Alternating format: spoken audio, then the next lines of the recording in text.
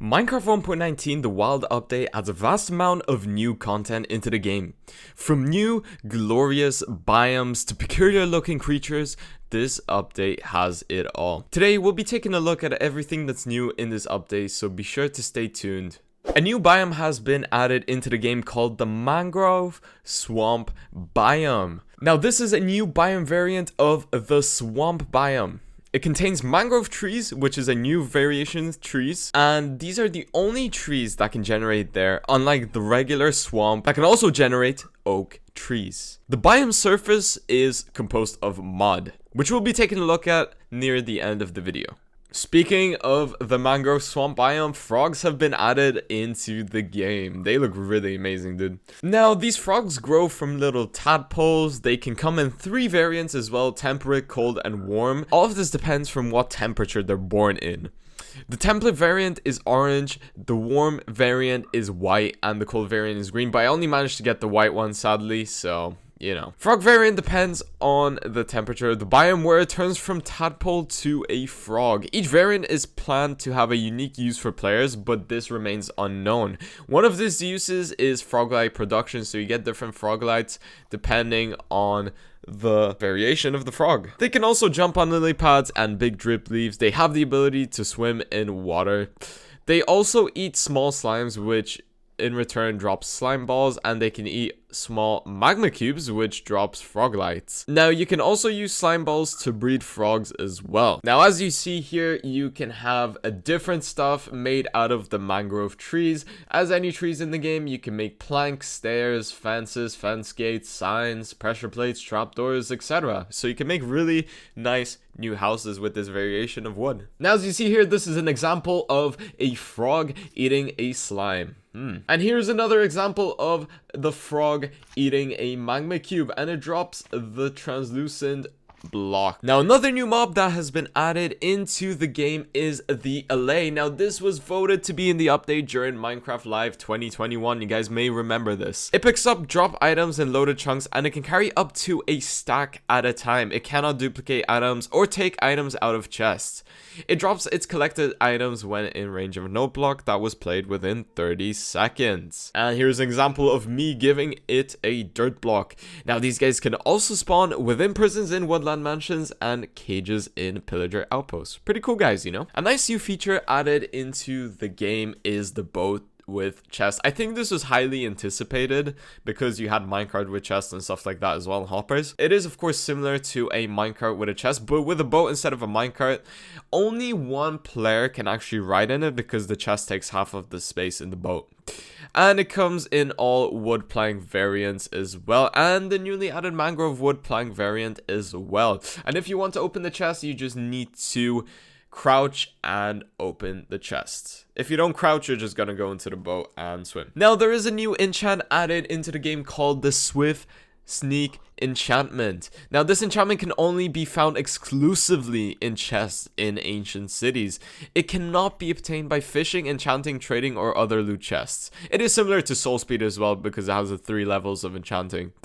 It is available for leggings and boots, but it does nothing if it applies to boots, and it allows the player to walk faster while sneaking, which is very useful for the ancient cities, which I will be showing. Disc fragments have been added into the game, and it is a fragment of the music disc 5, which you can craft into it. It is only obtained in the ancient cities chest, and it is very extremely rare. And if you do manage to craft it, you obtain the music disc 5. It is very similar in nature to track 11, by the way. And next up, we have the ancient cities. Now, this is a new structure that generates within the new deep dark biome. It is made of deep slate and its variants. It also contains a lot of candles and skeleton skulls, and it contains chests with unique loot that is only intended to be found within these cities. And as you might have guessed it, wardens can spawn here as well. Now, you may be wondering what these contraption thingies are. Well, let me explain. Basically, there is 2 new contraptions called the Skulk Catalyst and the Skulk Shrieker.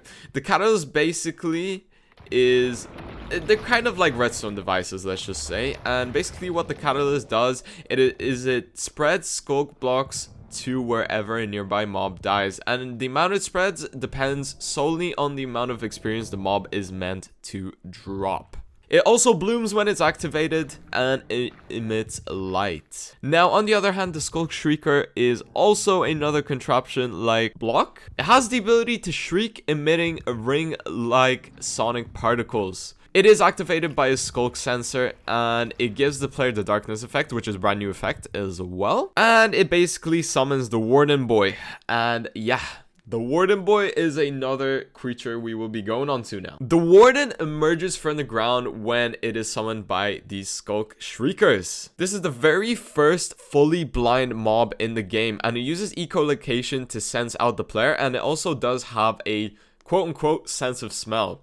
It does have a sense of vibration, so whenever it senses movement, it will come towards you, so be careful. Now, if you do want to distract it, you can use projectiles such as eggs, snowballs, or arrows. It will go towards these projectiles, and it does not detect players that are sneaking. Now, you don't want to bump into this guy as well, because he can actually detect you if you bump into him. It becomes very suspicious through vibrations and its smell. Now, when it does suspect the target enough, it identifies its exact location, which aggravates it, and it just begins to actually maul you down, literally. This is one of the newest, hardest mobs in the game, so you probably don't want to go there unless you have full netherite armor.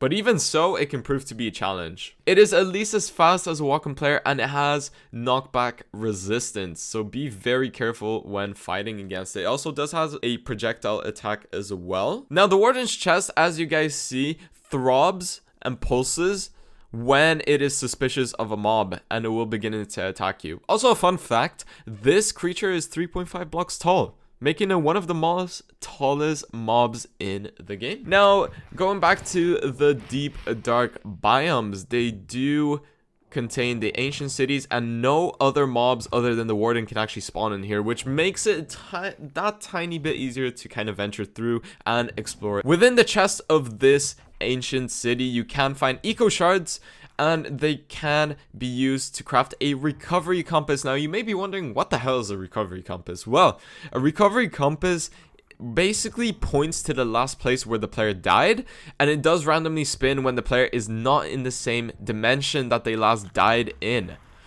It can be crafted by one compass surrounded by 8 eco shards. And remember, all of these new things can only be found in the ancient city. Now, also a new block that has been added into the game is the mud block. It can be found in mangrove swamp biomes. It can be created by using a water bottle on a dirt block, as well as I will display right now. And it can be placed on top of dripstone to dehydrate and form clay. Now, you can also craft brick blocks out of mud, but if you do want to do that, you need to first make packed mud, which is basically made by combining normal mud and wheat together. So you have a lot more decorational blocks to play around this version, which is pretty cool. And these are the blocks you can make with it. Now, guys, that is gonna be it for this video. I hope you guys enjoyed this video. If you guys did, be sure to smash that like button and also subscribe. You guys are amazing. Thank you so much for watching, and I'll see you guys in the next one. Take care and peace.